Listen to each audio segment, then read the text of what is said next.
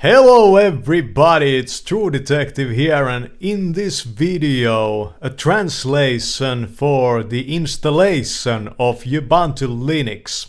So this is how we install Ubuntu Linux. And you can now see over here my desktop and my wallpaper and the double monitor setup with the microphones. And Ubuntu Linux, it's an operating system, an alternative operating system, an open source operating system for them that want to use their computer in a different and more, I would say, better way.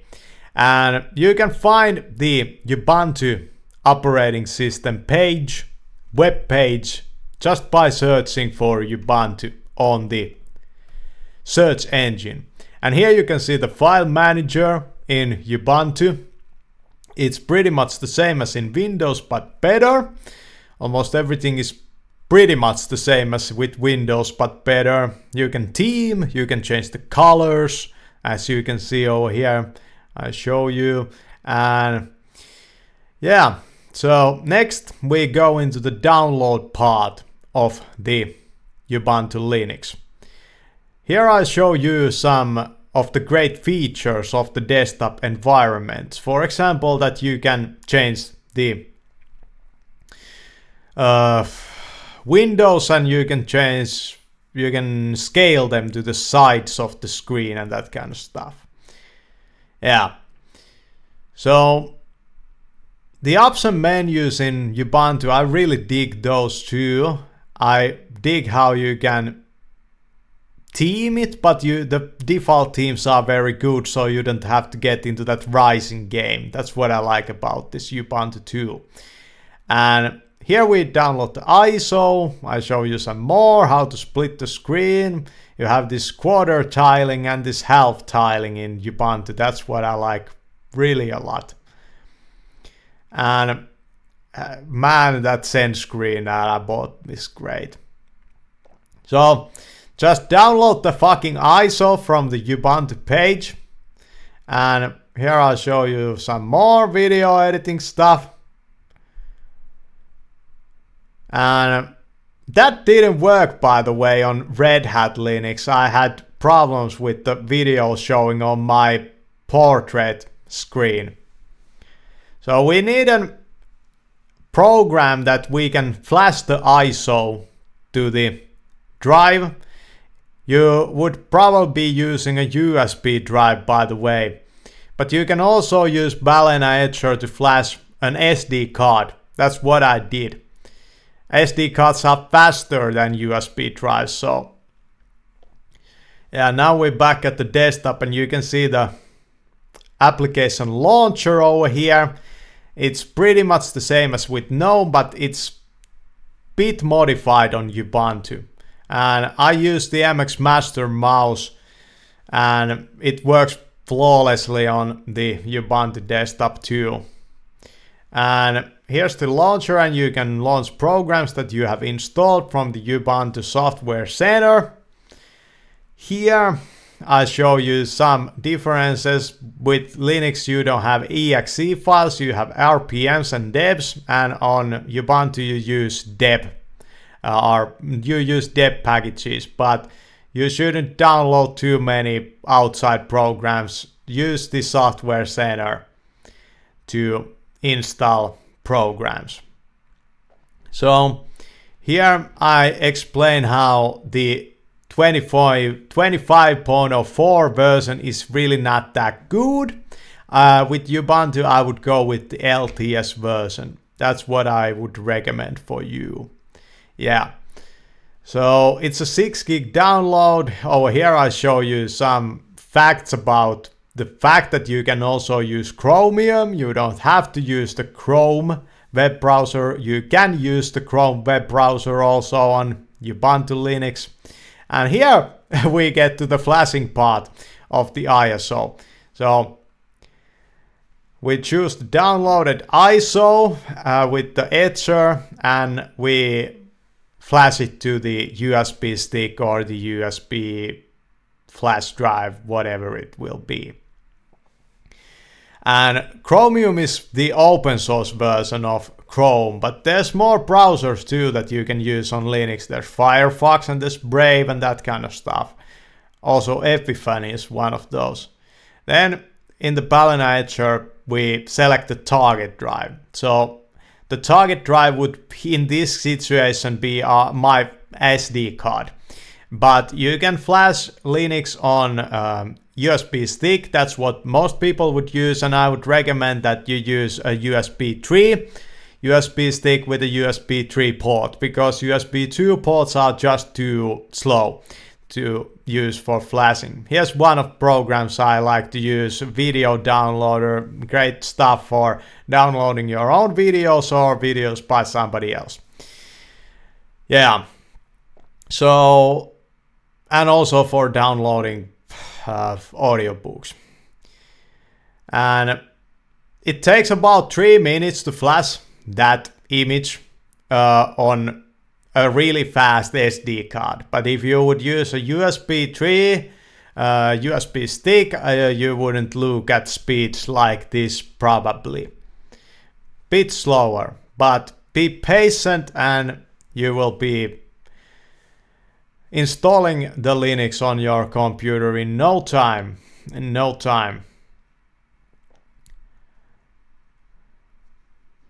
With USB 3, I think the fastest speed is 5, is it gigabytes per minute, something like that.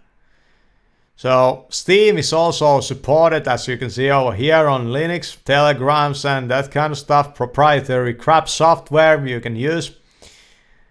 And over here I show you the rebooting process.